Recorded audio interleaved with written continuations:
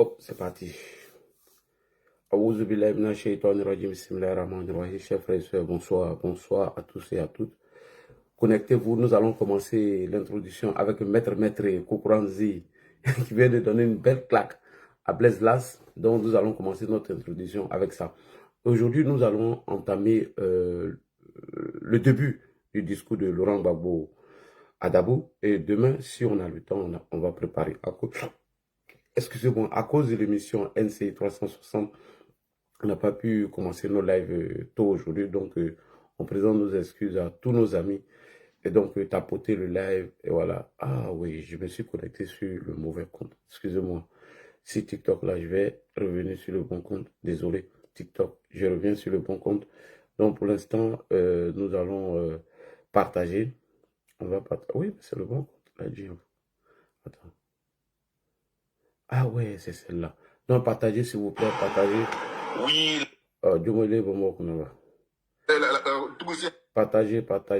Partagez le live. Tapoter. Voilà, le Prado est derrière moi. Alors, rebonsoir. On attend que nos amis de TikTok soient connectés. J'aimerais ici saluer ma bonne petite Kimia Meïté depuis sa position, donc Grabano, Zulu de Bogota, etc. Tout le monde. Alors, chers frères et sœurs, nous allons commencer par l'introduction de Maître Kokora, qui a mis en déroute les mensonges, les allégations de M. Blaise Las, et saluer ici le maire d'Issia, et saluer Atubanga, saluer tous ceux qui nous ont représentés sur NCI aujourd'hui. Donc, dites à Blaise Las que nous avons déjà préparé la VAR où il dit que M. Laurent Gbagbo n'a jamais dit qu'il allait réduire le nombre de fonctionnaires lorsqu'il était au pouvoir. On a mis la VAR. Donc, demain, si Dieu le veut, Inch'Allah, nous allons mettre toutes les VAR concernant l'intervention des activistes, des représentants du PPACI sur le plateau d'NC. Nous saluons ici le modérateur, M. Ali Diarasouba, qui a bien fait son travail. Et on salue aussi la mauvaise foi des militants du PPACI passés à la réalité. Ils n'ont pas travaillé sur le terrain. Ils sont nuls. Il faut le dire, il faut avoir le courage de le dire. Vous voyez, quand je parle du PPACI, c'est comme un reflet. Je n'ai même pas réfléchi, ça sort comme ça sort.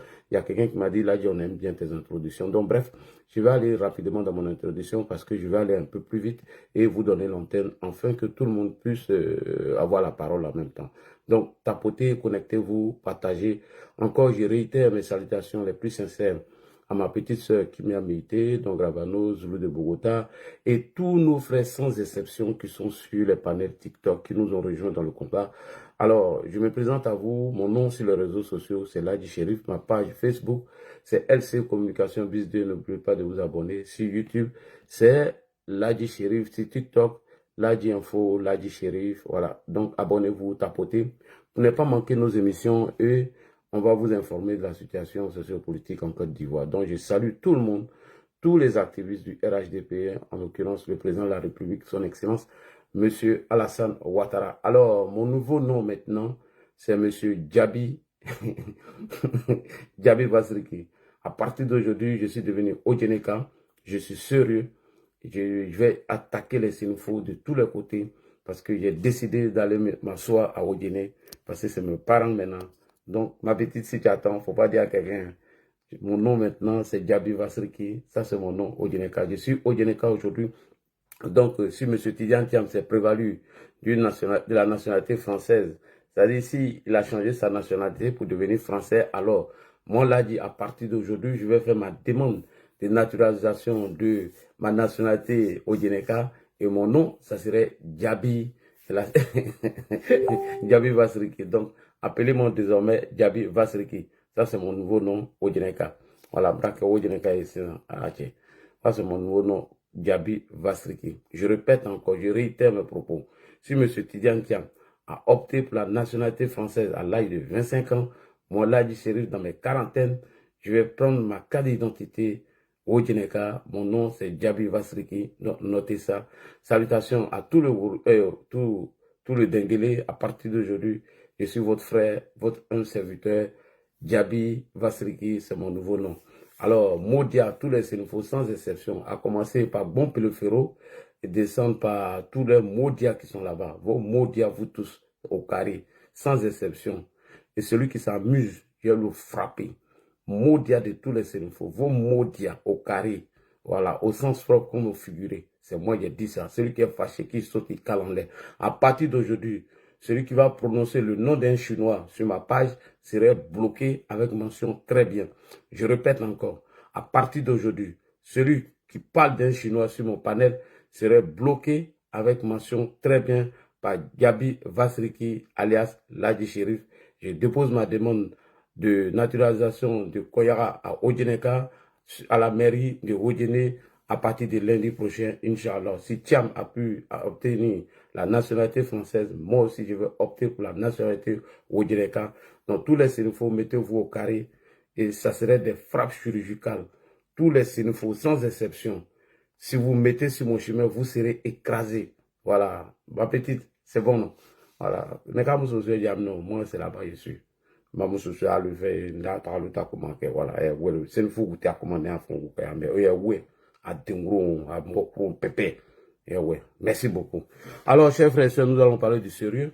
Avant de rentrer dans le vif du sujet, comme au risque de me répéter, j'ai dit que nous allons entamer la moitié du discours de M. Laurent Gbagbo aujourd'hui. Son discours à Dabo, dont le maire d'ici a fait référence, aucun contenu, rien de bon qu'on a retenu à Dabo. Si ce n'est que le fafarona, la manipulation, le mensonge, le déni, c'est tout ce que nous avons entendu de Gbagbo. Quelqu'un qui est malade, quand il tousse, les gens se mettent à rigoler, alors qu'il entend de donner un signe, un mauvais signe pour dire que lui, il est malade. Donc cela a choqué Blaise Labs.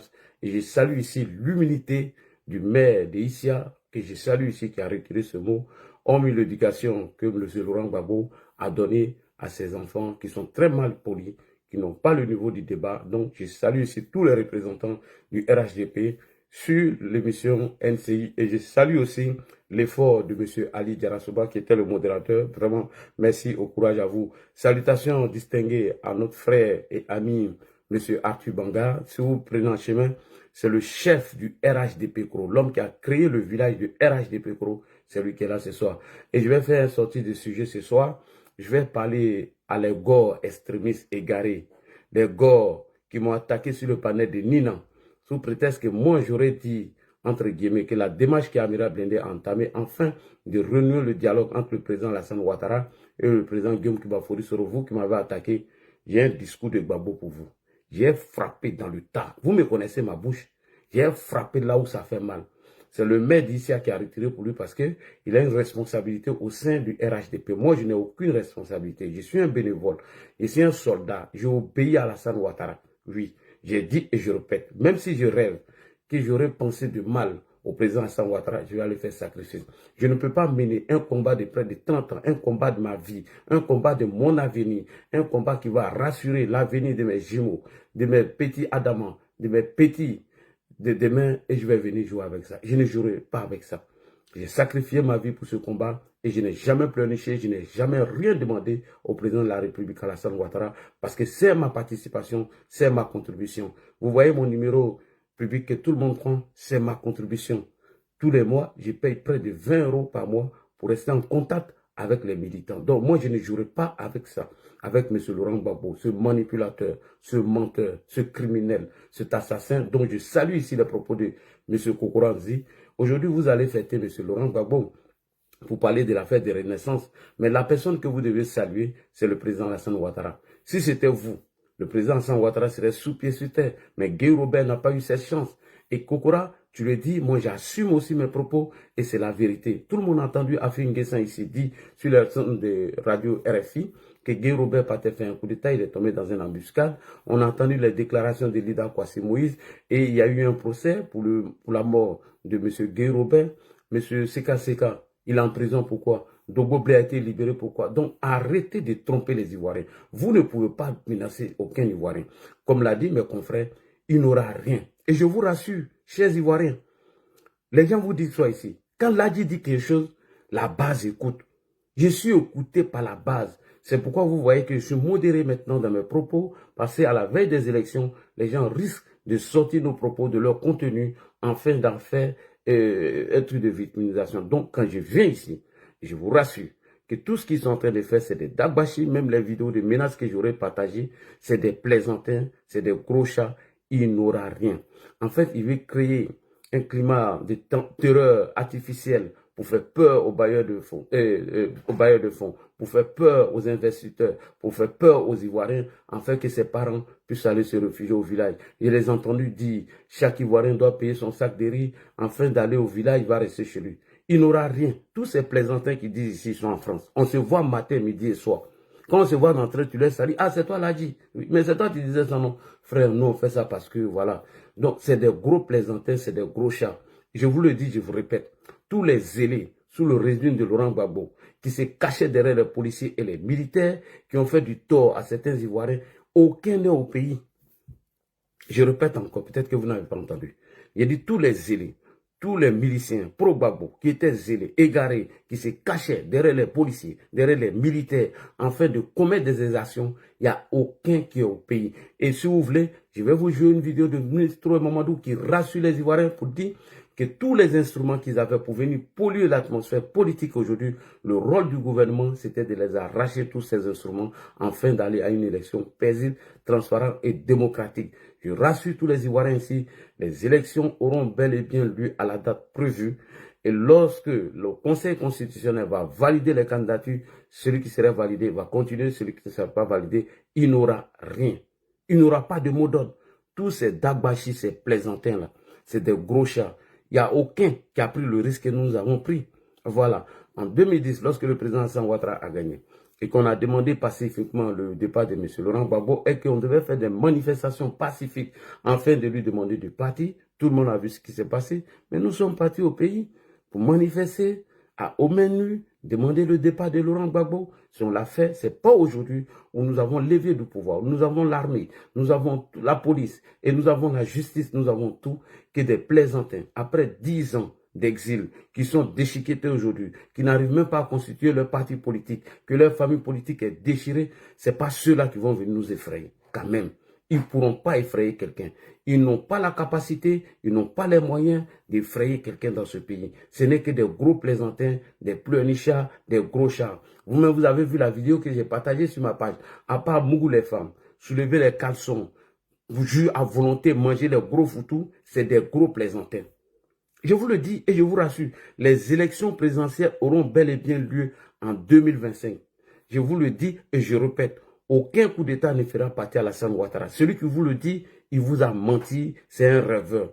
Aucun mouvement de rue va faire partie son excellence Alassane Draman Ouattara. Parole de l'Adji, Inch'Allah, parole de président Alassane Ouattara. Donc soyez rassurés, chers parents, vous n'avez pas à payer sac de riz pour voyager, restez chez vous. Les élections auront bel et bien lieu à la date prévue, il n'aura rien. Ce n'est qu'une bande de plaisantins, de gros chats, de vauriens, de sans-papiers, de fuyards, de gueulards qui traînent à Paris ici, qui racontent des balivins sur TikTok. Est-ce que c'est sur TikTok qu'on menace les gens? Quelqu'un qui veut faire quelque chose là, est-ce qu'il va venir sur TikTok parler? C'est des plaisantins. Mais quelqu'un qui dit qu'il va aller te faire quelque chose, lui-même vient te dire. Ça veut dire qu'il ne va rien faire. C'est une manière de vous effrayer. Qu'il soit Escobar, j'ai entendu mon nom. Escobar, des gros plaisantins comme ça, des menteurs, des manipulateurs. Bon, quelqu'un qui te menace, il se met en cagoule. Quelqu'un qui dit qu'il vous menace, lui, il porte cagoule. Si ce n'est pas lâcheté, c'est quoi ça? C'est des gros lâches, des gros chats, des gros peureux. En la réalité, il veut vous effrayer. Il veut créer un climat de terreur et de peur. Ils n'ont pas les moyens, ils n'ont pas la capacité, ils ne pourront rien faire. C'est Dabachi, il n'aura rien. Donc, chers parents, chers frères et sœurs, je vous rassure, dans mon introduction, le président Alassane Ouattara, quand il le dit, il le fait. Le président Alassane Ouattara vous a dit que je prête serment sur la Constitution, afin de respecter cette Constitution. Et tant qu'il sera à la tête de ce pays, il n'aura pas de coup d'État, il n'aura pas de mouvement de rue, il n'aura rien. S'il devait avoir un mouvement de rue, depuis il l'avait déjà fait, c'est des plaisantins. Ils ne vont pas aller aux élections, nous le savons, c'est la pratique du FPI, le boycott. Lorsqu'ils se sentent en minorité, lorsqu'ils pensent qu'ils ne vont pas gagner une élection, c'est comme ça ils ont été toujours. Ils ont toujours préparé leurs militants à la violence, au mensonge, à la désinformation, à l'intoxication. C'est à ça qu'ils ont préparé leurs militants. En 1990, avant même les élections, M. Laurent Gbagbo l'a dit que le président Faye s'apprêtait à frauder, à voler du savoir. En 2000, Laurent Gbagbo l'a dit que Guy Robert ne veut pas tricher.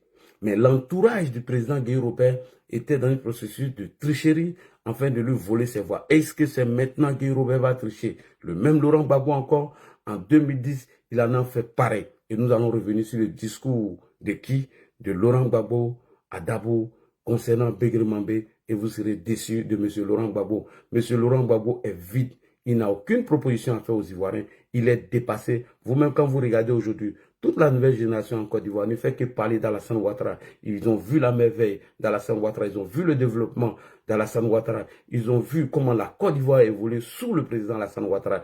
Pensez-vous que ces jeunes sont ignorants aujourd'hui, que Gbagbo qui n'ont pas connu, ils ne fait que regarder la voix de ce monsieur, vont l'écouter? Non, chers frères et sœurs, ne vous moquez pas de l'intelligence des Ivoiriens. J'ai été en Côte d'Ivoire il y a 1 mois ou 2 mois de cela. J'ai vu ce que les Ivoiriens veulent. Dans leur majorité, ils ne veulent plus de crise, ils ne veulent plus se laisser manipuler ni se faire utiliser par des fanfarons, par des plaisantins, par des gros chats, par des voyous et des délinquants. Alors, nous allons commencer notre introduction avec Kokoranzi avant de revenir sur quelques discours de M. Laurent Gbagbo à Dabo. Donc, pour terminer, pour chuter rapidement, je salue tous nos représentants sur NCI 360. Je salue M. Atubanga, je salue tous les panélistes, je salue tous les représentants du RHDP. Quand vous montez, fermez vos micros, s'il vous plaît. Il y a quelqu'un qui n'a pas fermé son micro. Quand vous montez, s'il vous plaît, fermez vos micros. Donc, on va rapidement dans notre introduction avec M. Kokoranzi afin de préparer le premier thème du discours de M. Laurent Gbagbo depuis Dabo. C'est parti. Kokoranzi, introduction. Voilà, mais il y a beaucoup d'ignorance dedans. Non, non, je suis... De bonne foi. Voilà, mais il y a beaucoup d'ignorance dedans. Non, non, je suis... Très bien, la précision a été faite, allez-y. Non, vous n'êtes pas ignorant, vous ne parlez pas ignorant. Avec beaucoup c'est bien, c'est son temps de parole, c'est la allez-y. même chose. Donc, je dis, comme je suis... vraiment, je reconnais que J'ai parlé de l'article. S'il vous plaît, monsieur, on va parler ensemble. Donc, je me documente. Et ça, au moins, c'est... Et l'article 6 dit quoi? Non, je vais vous le dire, je vais vous enseigner. Ça peut être partagé. S'il vous plaît. Je veux qu'il dise ce Non, il n'y a pas de problème, laissons-le développer son point. C'est son temps de parole. Pas minimum. S'il vous plaît, c'est ce que je suis en train de faire. C'est moi qui fais la police du débat. S'il vous plaît. Ozi Kokora, s'il vous plaît. Fanny, s'il vous plaît. D'accord, S'il vous plaît, monsieur. La T6, c'est à vous. Voilà. Je fais remarquer que la T6 a existé depuis 2000. Non. S'il vous plaît, non, Blaise. Et donc, la T6 dit... Personne ne vous a interrompu. Laissez-le aller. Si vous avez des observations, vous les notez. La liste électorale est un inquiétez document pas. administratif sur lequel sont inscrits l'ensemble des électeurs. Elle est permanente et publique. La liste électorale est tenue à jour annuellement par la commission chargée des élections pour tenir compte des mutations intervenues dans le corps électoral. Allez, je fais remarquer que le code de l'article 6 a existé depuis 2000 sous Laurent Gbagbo. On peut considérer qu'il y a eu la guerre, donc on ne peut pas faire la révision de la liste. Mais de 2010 jusqu'à aujourd'hui, on peut compter les révisions de liste électorale. De 2010 à 2020, il y a eu 3 révisions de liste électorale en 10 ans. Mais de 2020 à aujourd'hui, c'est 3 révisions de liste électorale. Tapotez les gars, partagez. Attendez, votre tour de parole. Mais même cette année, Ali, mais ils étaient là quand ils ont accepté que les enfants, les mineurs de 17 ans, puissent s'inscrire sur la liste électorale en 2024. Il faut fermer ton micro. Quand tu montes là, ferme ton micro. Les mutations intervenues au cours de l'année. Mais quand des enfants de 17 ans qui passent 18 ans en 2025 et qui sont sur la liste électorale, n'y a-t-il pas eu de mutation? Les gens ils ne ferment pas leur micro. C'est la première chose. Deuxième chose que je voulais dire, ils ont parlé de centenaires et autres. Ali, voilà une autre circulaire. Vous savez, les gens sont tellement de mauvaise foi. Et les 6 millions dont ils parlent, depuis l'arrivée de ce pouvoir, nous avons enrôlé moins de 3 millions de personnes. Et on nous annonce 6 millions. Ça veut dire que eux, quand ils étaient au pouvoir, la liste qui nous a permis d'aller aux élections en 2010 comportait des illégalités. Mais l'origine est là.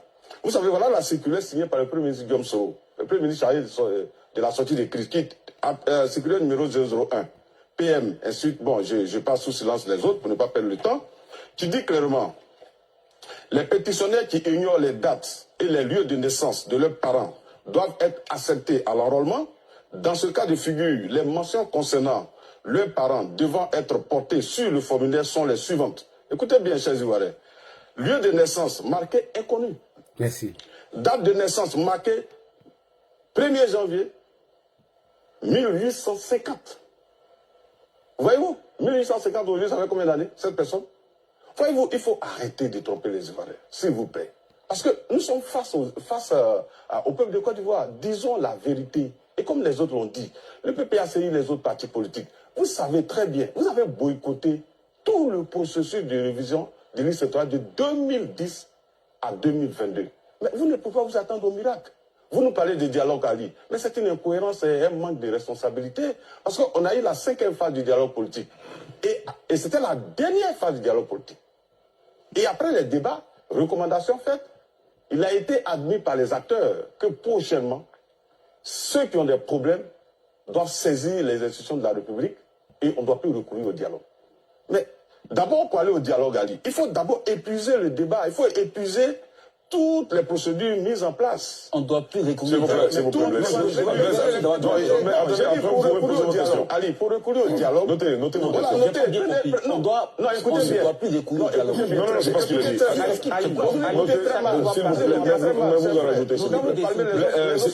S'il vous plaît. Soyez rassurés.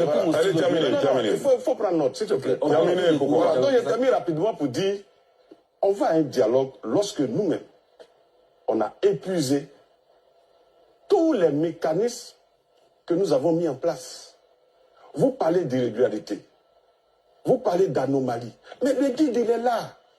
On dit saisissez les structures en charge à l'effet de procéder donc à la rectification. Mais Ali, à la fin du processus, on note combien? 12 000 réclamations, correction, radiation et inscription. 12 000 sur les 6 millions. Abakar, il faut fermer ton micro, si je te descends.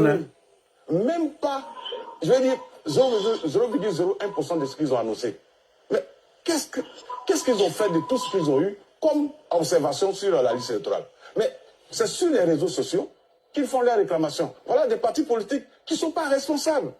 Parce que j'aurais pu comprendre, Ali, que les centres de réception donc des réclamations sont envahis. Et puis après, on dit non, on n'a pas eu le temps de déposer nos réclamations, les 6 millions, parce que c'est quand même beaucoup. Et puis on peut demander, bon, on va demander une prorogation donc, de la date de dépôt pour permettre que les 6 millions de réclamations soient faites. Mais à la fin du processus, 12 000. Vous pensez que c'est sérieux? Non, il faut arrêter de tromper les Ivoiriens. Vous n'avez pas envie d'aller aux élections parce que vous n'avez pas travaillé sur le terrain. Blaise là, vous êtes allé aux élections à Dabou, vous avez eu combien? 23%. M. Katina a eu 6% à Pogoué. Mais vous connaissez votre résultat d'avance. Voilà pourquoi vous voulez embrouiller tout le processus. On ne va pas vous laisser faire. Ça, vraiment, il faut que vous le reteniez. Les Ivoiriens ne vont pas se laisser entraîner donc, dans cette crise artificielle que vous voulez créer. Personne ne va l'accepter. Très bien. Alors, ce que vous dites, M. Kokoranzi, et c'est valable pour les autres co-débatteurs, c'est que la base de travail, à en croire cette circulaire, c'est qu'à la base, les listes électorales héritées du régime RHDP, il y avait déjà des irrégularités. Il y avait déjà des irrégularités graves. On vous a entendu. Voilà. Votre temps de parole est arrivé à son terme. Quoi, Justin, réaction? Ok, merci beaucoup. Merci beaucoup. Les irrégularités qu'ils sont en train de dénoncer aujourd'hui, vous voyez, chers frères et sœurs, c'est en cela que moi j'appelle nos panélistes. Quand on fait les panels, venez souvent, c'est très important. C'est pas pour moi seul, c'est pour vous tous. Vous voyez, les vidéos qu'on joue à longueur de journée sur mes lives, en fait de répéter, quand nos représentants vont sur les débats, sur les plateaux de débat, c'est-à-dire ils ont ça, mais ils ne font pas attention. Donc nous, quand on fait les lives, on ne fait que répéter. Donc ils ont fait attention à ça pour répéter les irrégularités. Donc ils sont en train de dénoncer. J'ai fait plusieurs vidéos où j'ai montré par A plus B que M. Kima Emile, dans ses propos, où il dit que Laurent Gbagbo l'aurait envoyé spécialement pour, bien évidemment, demander à tous les ressortissants de l'AES qui veulent avoir la nationalité ivoirienne de venir.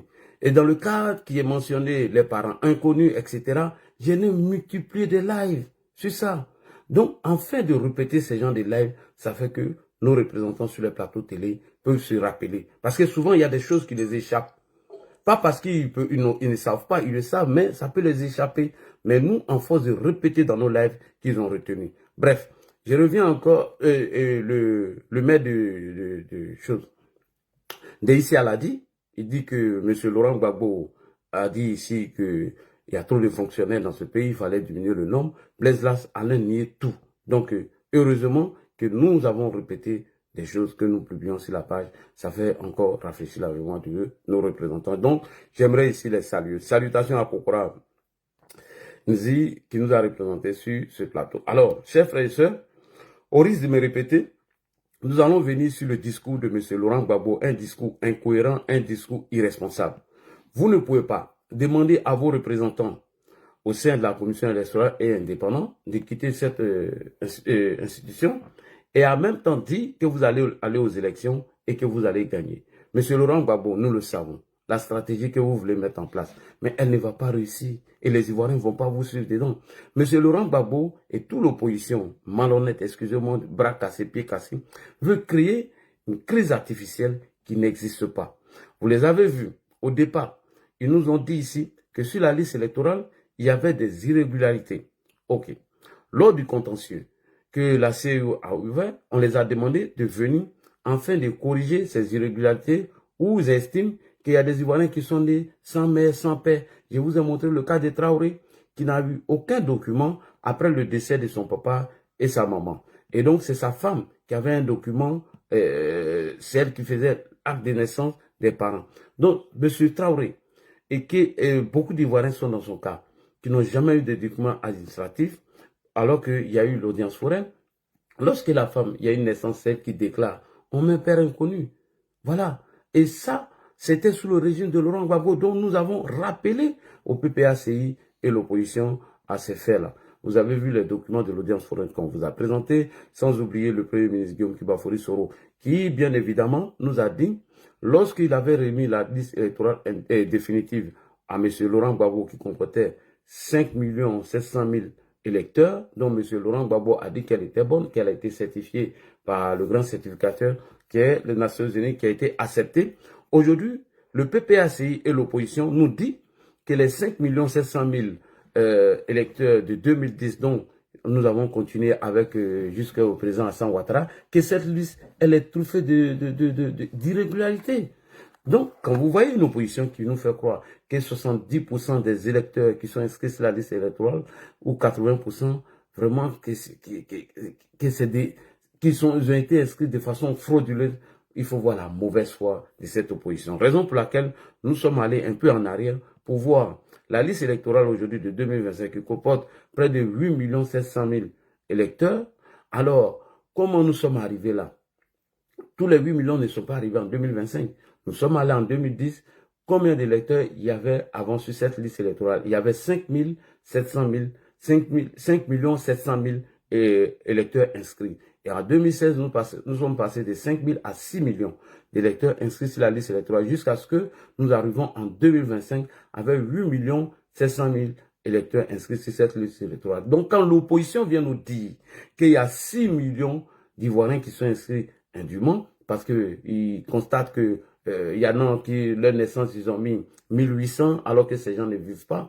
Toutes ces erreurs ont été commises sous le régime de Laurent Gbagbo. Mais ils ont accepté d'aller aux élections avec. Ils ne peuvent pas venir décrire ça aujourd'hui. Quand on leur demande d'apporter des preuves que cette personne, que vous dites, entre guillemets, que la personne est décédée, mais apportez-nous des preuves que la personne est décédée. Quand vous dites qu'on est revenu sur le cas de Kima Emile, qu'il y a des étrangers qui se retrouvent sur la liste électorale, alors que M. Laurent Gbagbo a demandé à M. Kima Emile d'enrouler et de donner la nationalité à des Burkinabés, chose qui a été faite sans aucun...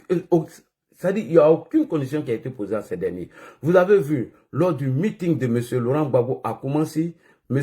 Ouedraogo, quelque chose, qui a pris la parole publiquement, un Burkinabé, s'est retrouvé au meeting de Laurent Gbagbo et il a dit qu'ils allaient apporter leur soutien à Laurent Gbagbo parce que Laurent Gbagbo les a permis de ne plus avoir de cas de séjour et il les a donné la nationalité. Imaginez-vous un Burkinabé au meeting du président Alassane Ouattara qui prend le micro publiquement et dit Alassane Ouattara, nous vous soutenons pour l'élection présidentielle de 2010. Mais vous allez voir tous les tatapements ici, tous les débats ici, mais sous Laurent Gbagbo, ça passe sous crème, il n'y a rien.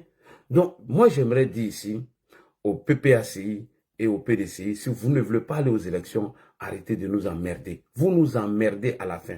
Vous n'avez pas envie d'aller aux élections parce que vous avez boycotté tout le processus électoral. Et c'est ce qui est vrai. Vous ne pouvez pas changer cela. Quand on a passé 10 ans à boycotter tout le processus électoral, mais on ne peut pas venir aujourd'hui faire croire le contraire aux Ivoiriens. C'est très important. Alors, chers frères et sœurs, on va revenir sur le premier discours de Laurent Gbagbo qui dit que c'est lui, Gbagbo, qui, bien évidemment, a demandé aux représentants du PPACI de sortir de la commission électorale indépendante.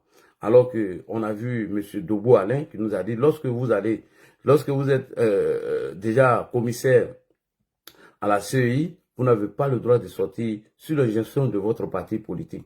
La décision doit venir même de la personne qui représente ce parti parce qu'il devient un homme neutre lorsqu'il est à la commission électorale et indépendant. Bon, on a vu que le PPACI a donné des ordres à ces derniers afin de quitter la commission électorale indépendante. Donc nous allons aller sur le premier discours incohérent de M. Laurent Gbagbo qui demande à ses représentants de quitter la CEI et en même temps il dit qu'ils vont aller aux élections. Nous ne comprenons pas. Vous demandez la réforme de cette CEI dont vous dénoncez des fraudes sur la liste électorale et en même temps vous dites que vous allez partir aux élections.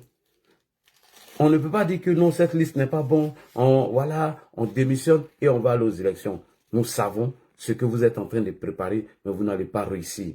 On va écouter le premier discours de Laurent Gbagbo et les autres, nous allons les préparer dans les semaines à venir. Merci beaucoup. On écoute le premier discours. Partagez, s'il vous plaît. Moi, j'ai vu des commissions électorales qui boitent.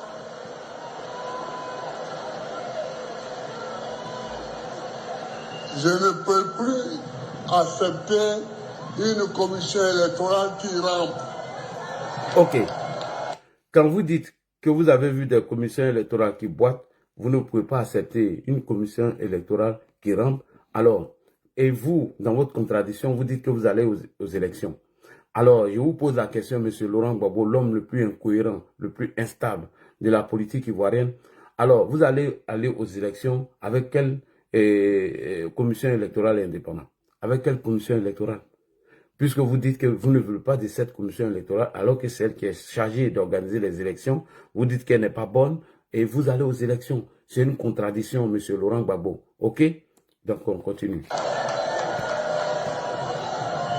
Je ne peux plus accepter ça. Mais nous allons aller aux élections. Hein? Ça, c'est une contradiction. Vous ne voulez pas de cette commission électorale indépendante et vous voulez aller aux élections. Monsieur Laurent Gbagbo, ma question. Alors, la commission électorale indépendante qui est là en ce moment, c'est elle qui est chargée d'organiser les élections. Si vous dites que cette commission électorale, qu'elle boite, elle rentre et que vous n'accepterez jamais cette commission électorale indépendante, alors que c'est elle qui est censée organiser les élections, ma question. Vous allez aller aux élections sur ou avec quelle commission électorale indépendante? C'est la question. En fait, vous préparez le désordre. Et c'est ce que nous sommes en train de vous dire, que vous n'allez pas prospérer. Ça ne va pas vous réussir. Parce qu'on ne peut pas dire que cette commission électorale, elle n'est pas bonne, qu'il y a 6 millions d'électeurs fraudeurs qui sont sur cette liste et que vous la combattez. Mais en même temps, vous la combattez et en même temps, vous dites que vous allez continuer les élections avec encore la même commission électorale indépendante. Ça, c'est de l'incohérence, M. Gbagbo. Voilà, on continue. Nous allons aller aux élections.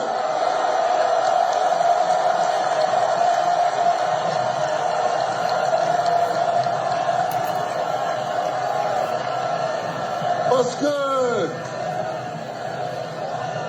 ceux qui croient que, bon, on va les fatiguer et puis ils vont se fâcher pour dire on va pas aux élections. Là. Et allez leur dire qu'ils se trompent.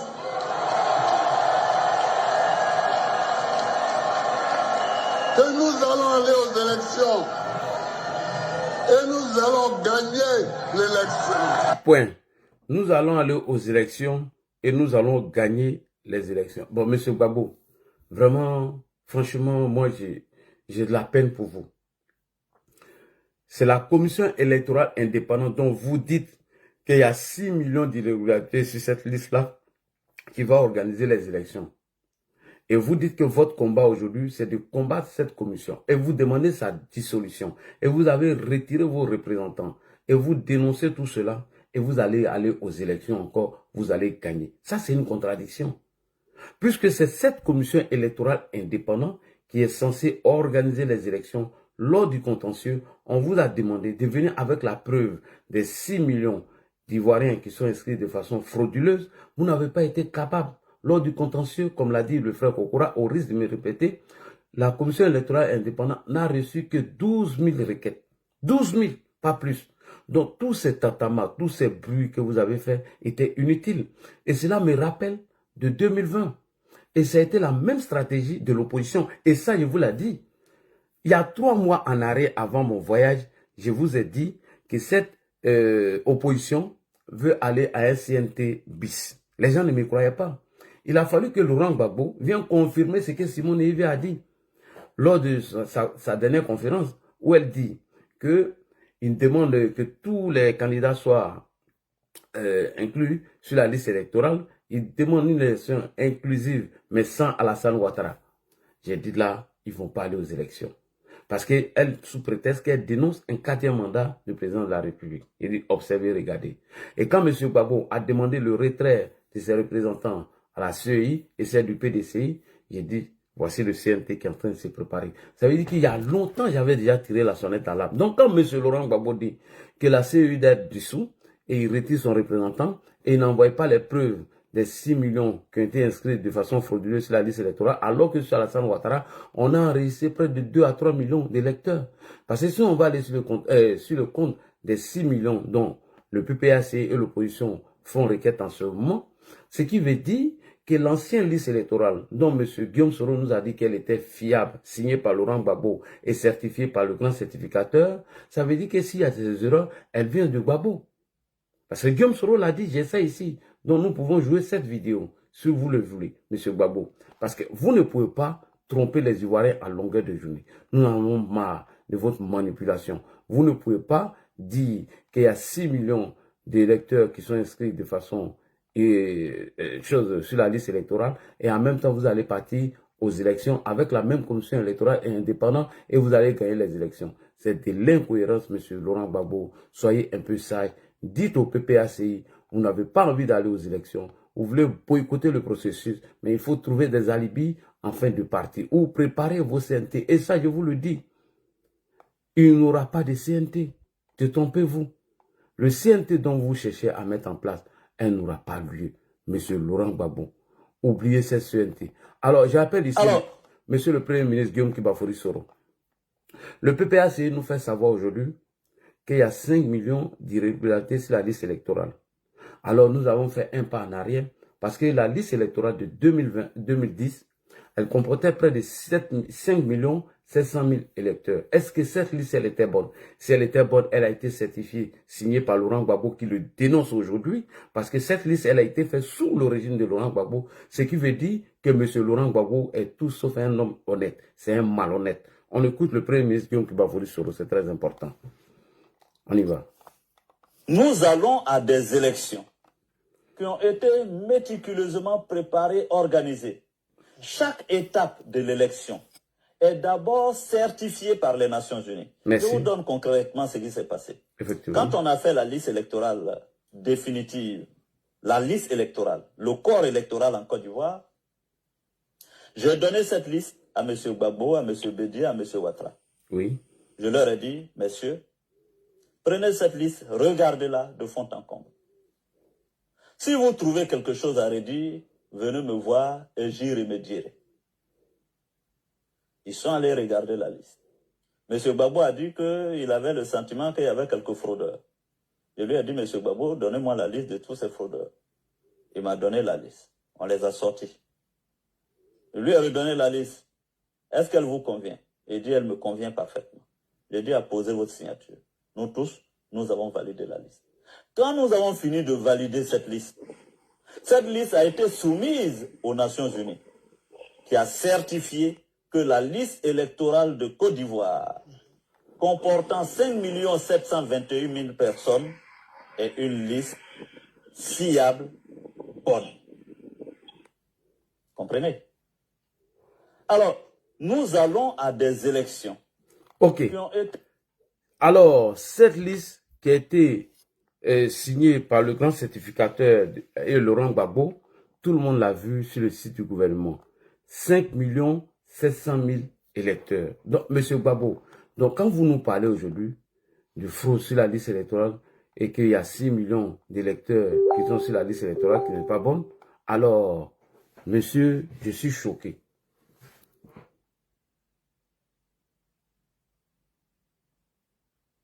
Oui, merci beaucoup. Merci. Donc, quand vous le dites, M. Gbagbo, nous sommes choqués.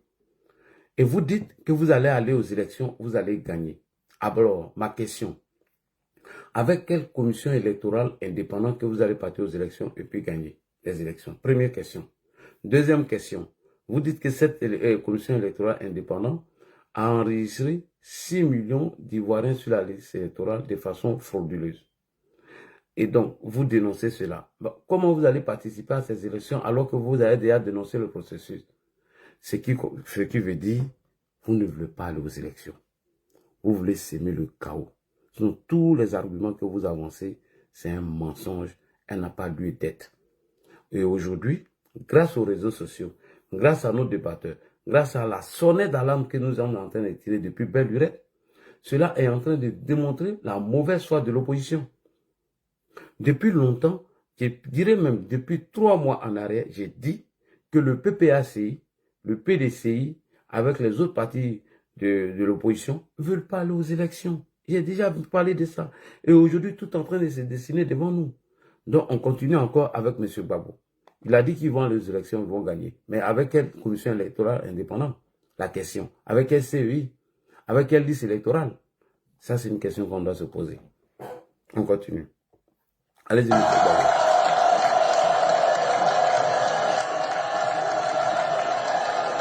Nous allons aller aux élections et nous allons gagner l'élection.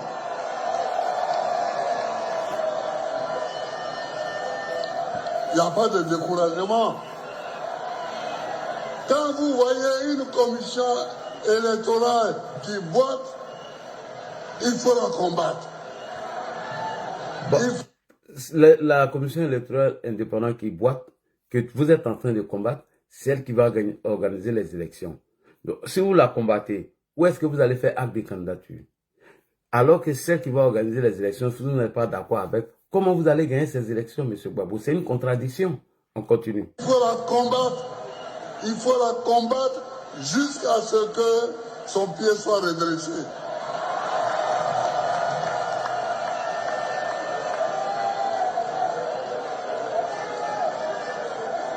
Nous étions représentés par Demba Traoré, mon jeune ami, qui est avec moi depuis 1990. Il est venu avec moi parce que je lui ai dit de quitter la commission électorale. Parce que ce n'est pas une commission électorale. Demba Traoré, présente-toi à eux. Ils vont t'acclamer. Voilà. Va là, ils vont te voir.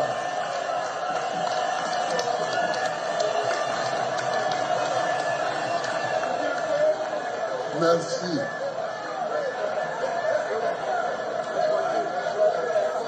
Et ma grande soeur là, pour ceci, est où c'est dans la Je lui ai dit de quitter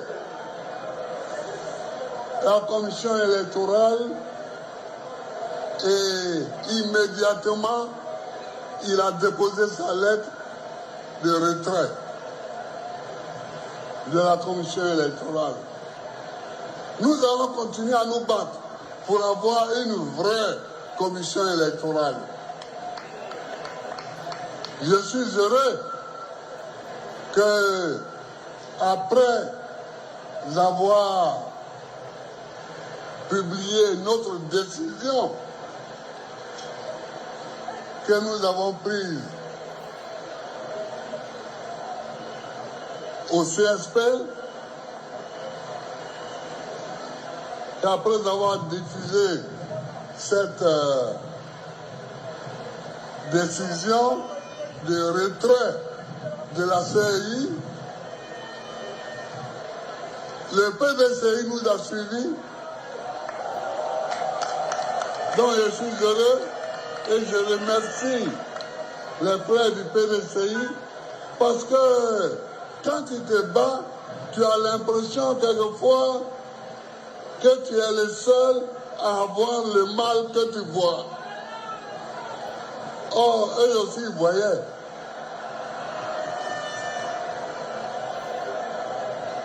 Akosi Benjo remercie ton parti de nous avoir emboîté le pas. J'ai vu d'autres déclarations la déclaration de Daniel Boni, etc. Et j'ai vu que tout le monde parlait maintenant de cette décision. C'est bien. C'est bien, mais ça ne suffit pas. C'est bien, mais ça ne suffit pas. Ok. Alors, M. Gbagbo dit qu'ils vont continuer de se battre afin de changer cette commission électorale indépendante. En bon français, je vais vous dire, ils ne vont pas aller aux élections. Ils veulent semer le chaos. Parce que c'est cette commission électorale indépendante qui va organiser les élections. Lors du contentieux, on les a appelés de venir avec des preuves pour apporter les preuves au contentieux qu'il y avait 6 millions d'électeurs inscrits de façon irrégulière. Ils n'ont pas été capables d'apporter. Au risque de me répéter, comme le frère Kokora l'a dit, ils ont passé toutes leurs revendications sur les réseaux sociaux afin d'embrouiller les gens, afin d'embrouiller le processus. C'est pourquoi on les a fait des rappels depuis que pour leur dire que cette liste électorale, si vraiment elle comporte des irrégularités, nous allons aller en arrière. Comment cette liste a été réalisée sur le Premier ministre Guillaume Soro, qui bien évidemment a répondu à cette question. Donc, nous avons fait un pas en arrière. Donc, en conclusion, M. Gbagbo vient de vous dire, l'opposition, le PPACI, n'ira pas aux élections. Le PPACI compte sur un mouvement populaire. Le PPACI compte sur un mouvement de rue. Le PPACI compte sur un coup d'État afin d'accéder au pouvoir. Le PPACI compte sur une désobéissance civile. Alors, chers frères et sœurs, je vous rassure, si M. Gbagbo s'amuse à lancer un mot d'ordre, il serait en résidence surveillée. Et tous les imbéciles qui vont sortir dehors pour aller gâter les édifices ou gâter des biens privés et tout, il n'y aura pas de dialogue politique. Ils seront tous mis en prison. Ils vont aller tous en prison. Et l'armée serait républicaine. Ça, je vous le dis. L'armée va faire son travail. Donc, nous n'avons pas le droit de nous constituer à l'armée de Côte d'Ivoire. Non. Et je n'appelle personne pour le moment dans les rues. Laissez-les faire leur bruit, laissez-leur convoyer leurs militants, aller à Dabou, aller fanfaronner, aller raconter tout et n'importe quoi. Et Gbagbo, tous, et tout le monde se met à crier. Donc, bref, j'aimerais chuter sur ça pour dire, tous ceux qui ont menacé sur TikTok et autres, ils sont tous ici. Il n'y a aucun qui est au Libéria, c'est un mensonge. Voilà. Monsieur Escobar en France, il n'est pas au Libéria, c'est un menteur. Voilà. Et donc, comme Gbagbo Laurent vient de nous montrer qu'il n'a pas l'intention d'aller aux élections et que c'était de la mauvaise foi, alors nous allons passer au deuxième sujet. Oh, attends, tais-toi. Attends, je vais te donner la parole d'abord, Gbagbo.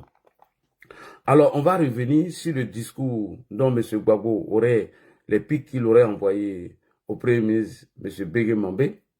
Avant d'entamer ce discours, oui, ou bien à la fin, il a joué pour Soro. Il a joué pour Soro. Vous le goal à la fin, il a joué pour Soro, que ne vous pressez pas.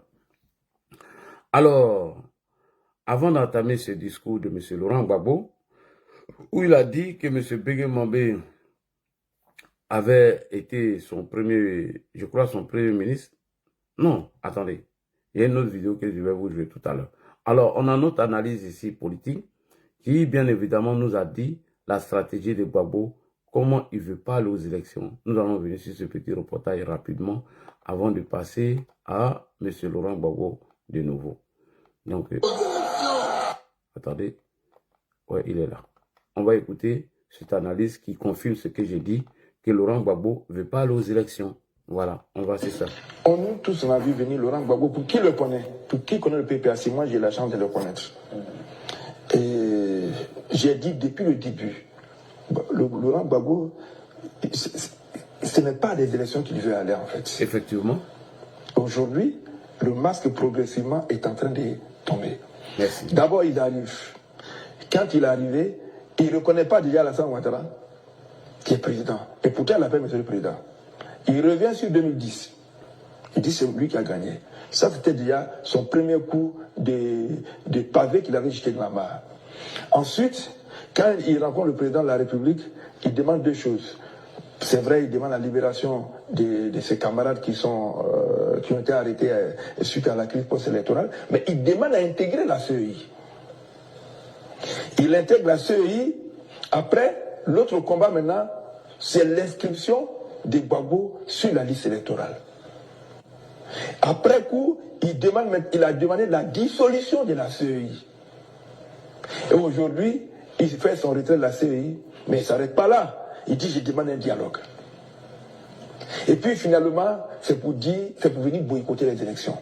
Et puis semer les troupes. Gbagbo est dans une logique. Et nous qui le connaissons, avions prédit tout ce qui est en train d'arriver aujourd'hui. Gbagbo n'est pas chaud pour aller à des élections. Parce que tu ne peux pas vouloir aller à des élections et puis tourner le dos à tous ceux qui ont été tes lieutenants, qui ont fait ta force. Comment j'ai dit, je n'ai pas besoin de Khalil, alors que je sais que pour gagner, j'ai besoin de Khalil.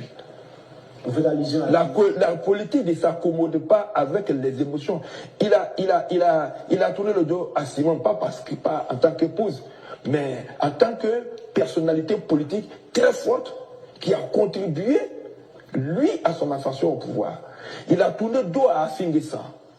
Il a tourné le dos à Mamadou Koulibaly. Il a laissé tomber les frères de Sangaré et autres. Il a tourné le dos à Blé Goudé. Mais c'est ceux-là, ces pions, pour arriver au pouvoir, c'est ceux-là qui ont fait, à un moment donné, les vraies racines pour la solidité, n'est-ce pas, de son régime. Il revient, il chasse tout cela, et la cerise sur le gâteau, quand on lui pose la question, est-ce que vous allez rassembler l'opposition autour de vous? Il dit, c'est pas mon rôle de rassembler l'opposition autour de moi. Je suis venu pour mon parti. Alors, quel est cet homme qui en même temps veut devenir président de la République? Et tous ceux qui lui apportent une certaine aide pour atteindre son but, il leur tourne le dos. Gbagbo ne veut pas aller aux élections. Il veut exister, il veut être eu dans l'arène, il veut toujours qu'on dise Gbagbo est là. Et en fin de compte, je l'ai dit, c'est un peu la politique de la terre brûlée. Comme c'est eux-là qui m'ont empêché, c'est sa vision, hein, je n'ai pas dit que c'est ce qui m'ont empêché de tourner en rond. À un moment donné, moi là, je ne suis pas président, pour moi c'est bon comme ça, mais je veux aussi les emmerder. Merci beaucoup. Et le frère en a eu, effectivement. Et le frère a raison. Ce que le frère dit, je suis parfaitement d'accord avec le frère. C'est vrai, Laurent Gbagbo ne veut pas aller aux élections. Aujourd'hui, Laurent Gbagbo veut créer des crises artificielles. Atubanga avait raison. Mais prends-moi le titre, je ne sais pas. Le titre, s'il te plaît. Le titre de la vidéo. S'il te plaît. Merci. Alors, je reviens maintenant au discours de cette analyse qui a eu les mêmes réflexions que moi. Laurent Gbagbo ne veut pas aller aux élections. Si vous avez remarqué, lorsque la première question a été posée à M. Laurent Gbagbo, lorsqu'il est arrivé, et pourtant, avec le dialogue qu'il avait entamé pour son retour en Côte d'Ivoire, vous avez vu que Kone Katina nous a informé qu'ils étaient en partenariat avec le gouvernement en place. Chemin faisant, vous avez vu toutes ces prises de position, tous ces bruits, tous ces tatamars qu'ils ont fait. Mes amis, attends, allô? On n'a pas encore fini l'introduction, s'il vous plaît. On n'a pas encore fini l'introduction. Ok. Ok. Donc, M. Laurent Gbagbo n'a pas la volonté d'aller aux élections. Au risque de me répéter, je vous ai déjà dit ici, ça fait 3 semaines. C'est-à-dire que les gens reviennent sur tout ce que j'ai dit. Vous voyez, j'ai eu raison très tôt. J'ai attiré votre attention. Je vous ai dit que la désobéissance civile de 2020, elle est partie sur la protestation ou la décrédibilisation de la CEI. Où on a entendu des leaders de partis politiques dire que cette CEI va brûler la Côte d'Ivoire. Où on a entendu le représentant du FPI, monsieur Kofi quelque chose à Paris, dit que si le président de la République ne veut pas s'asseoir sur la même table afin de discuter de la question de la commission électorale indépendante, qu'ils allaient pousser ce problème à un problème ethnique. On a vu Pascal Affi-N'Guessan qui a pris la parole publiquement en disant que nous n'allons pas nous asseoir et regardez Alassane Ouattara aller imposer Amadou Bon Coulibaly à la tête de ce pays. Qu'avec CCI, nous ne serons pas d'accord. On a vu ici les réclamations de M. Guikawe, le représentant du PDCI, où ils ont envoyé des requêtes à la Cour des droits de l'homme et des peuples africains qui les a dit que vos réclamations que vous êtes en train de faire, enfin, la composition elle est bonne. Et d'ailleurs, il n'y a pas de problème en Côte d'Ivoire. Et ils disent que leur réponse n'est pas tombée dans l'oreille du sourd. Donc, il fallait créer tout ce climat-là. Chemin faisant, le candidat choisi par le RHDP décède. Et nous décidons que le président Alassane Ouattara continue avec nous. Puisque en 2 mois avant les élections, on ne pouvait pas se préparer un candidat. Automatiquement, ils ont changé leur alibi. Ils ont laissé la question de la CEI et automatiquement, ils ont entamé leur stratégie de désobéissance civile. Et vous avez vu. Et cette année, c'est pareil. Vous allez voir, lorsque nous allons finir la convention du RHDP et que nous allons désigner le président Alassane Ouattara comme notre candidat, ils vont laisser le problème de la CEI et ils vont venir parler d'une histoire de 4e mandat. Alors que 3e mandat, il y a Michel Gbagbo qui a été élu sur la bannière du 3e mandat. Vous allez voir qu'ils vont abandonner un peu leur stratégie sur la CEI afin de préparer tous ces désordres qu'ils sont en train de préparer. Donc, le PPACI sait que en allant aux élections, ils n'ont pas de chance de battre le RHDP parce qu'ils ont boycotté tout le processus. On a vu le PPACI ici appeler leurs militants à aller saccager les bureaux d'enrôlement, les machines d'enrôlement. On les a vus ici. Vous ne pouvez pas passer 10 ans en train de boycotter un processus et venir du jour au lendemain gagner. On les a vus au municipal et au régional. Ils n'ont même pas eu 1 million de voix, eux, avec le PDCI uni. Ils n'ont pas eu 1 million de voix. Donc ceux-là savent que le RHDP a travaillé sur le terrain. Nous avons réussi à fédérer toutes les bases. Nous avons réussi à les basculer dans les bastions. Quand vous regardez le Haut-Sassandra, qui pouvait aller battre le PDCI dans le Haut-Sassandra, comme l'a dit mes frères, nous avons tapé poteau en 2018, où nous sommes arrivés avec près de 300 000 voix. Mais aujourd'hui, on vous demande d'aller regarder le score dans le Haut-Sassandra. Les bastions imprenables de M. Laurent Gbagbo dans l'armée. On a vu Patrick Hachi battre à plate couture le représentant du PPACI. Pourtant, c'était des bastions imprenables de M. Laurent Gbagbo.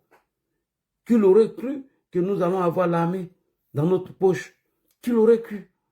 Mais Patrick Hachi a fait un score phénoménal.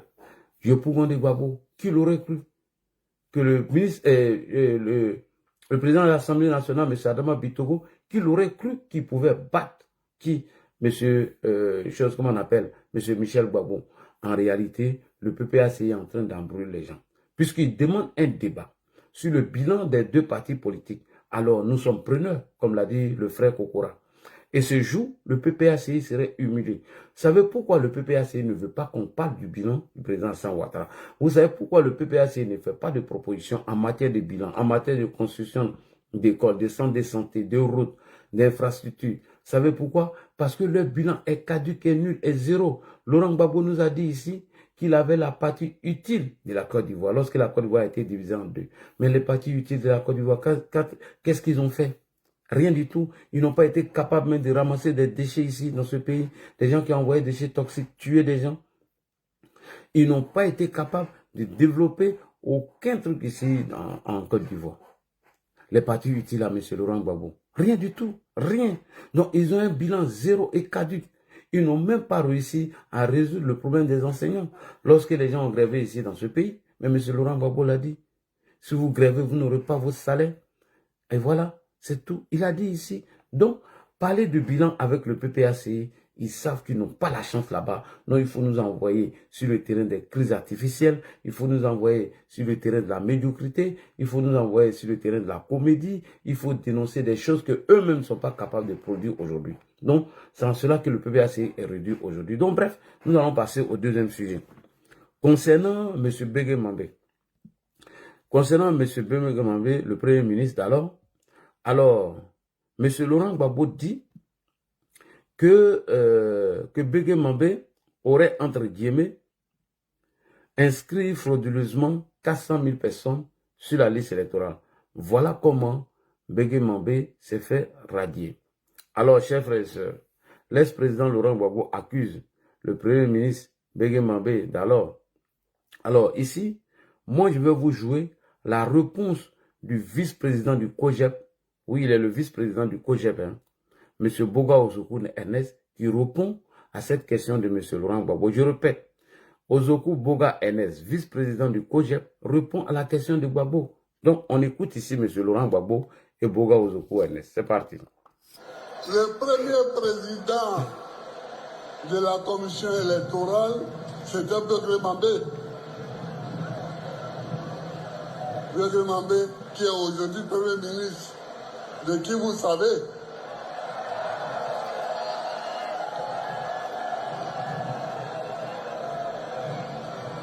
À un moment donné, Bègue Mambé avait déjà inscrit 400 000 noms, alors que